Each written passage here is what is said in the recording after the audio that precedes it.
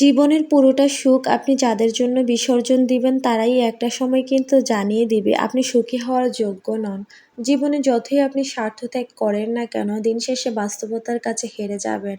আর অন্য কাউকে বা কি বলবো, দিন শেষে ওভার থিঙ্কিং, নিজের ইচ্ছায় নেওয়া কিছু ভুল সিদ্ধান্ত আর অন্য কারোর প্রতি আশা করে বসে থাকা, এই আমিটাই নিজের মন খারাপের জন্য অনেকটাই দায়ী।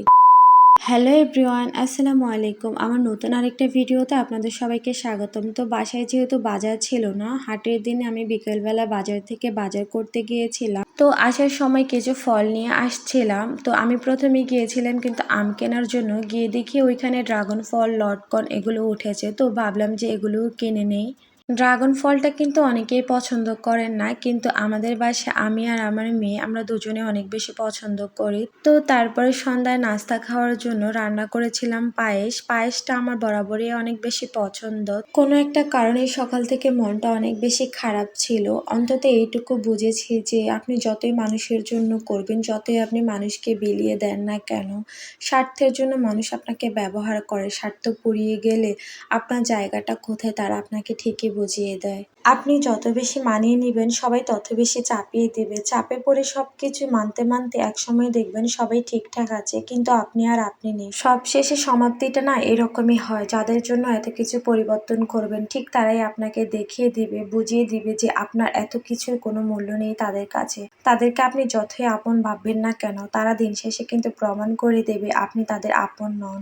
জীবনের পুরোটা সুখ যাদের জন্য আপনি বিসর্জন দিবেন তারাই একটা সময় জানিয়ে দিবে আপনি সুখী হওয়ার যোগ্য নন। তারপরেও দেখবেন যে অনেকে মানিয়ে নিতে নিতে সংসার জীবনটা ঠিকই সুন্দরভাবে করে যাচ্ছে, কিন্তু নিজের ভেতরে যে চাপা কষ্টগুলো সেগুলো কোনোদিনও কারোর সাথে শেয়ার করতে পারে না। দিন শেষে যে মানুষের যে একটা মানসিক শান্তি সেটাও তারা পাচ্ছে না। তারপরেও দেখবেন হাসি খুশিভাবে ঠিকই দিব্যি জীবনটা চালিয়ে নিচ্ছে। উপর থেকেই কিন্তু আমরা একটা মানুষকে দেখে অনেক কিছু বিবেচনা করে ফেলি যে এই মানুষটা হয়তো বা অনেক বেশি সুখী। প্রকৃতপক্ষে কি আদৌ কি কেউ সুখী? কেউই সুখী না। কারো না কারো জীবনে কোনো না কোনো সমস্যা ঠিকই আছে। যাই হোক, অনেক কথাই বলে ফেললাম। আর এদিক দিয়ে আমার পায়েস রান্নাটাও প্রায় হয়ে আসছে। আমার শ্বশুর বাড়িতে কিন্তু পায়েসটা একটু অন্যভাবে রান্না করে, আর আমার কাছে কিন্তু ওইটা পছন্দ না। আমি বরাবরই কিন্তু এভাবে রান্না করে খাই। তো আপুরা আমাকে কমেন্ট করে জানান তো আমার পায়েস রান্নাটা ঠিক আছে কিনা।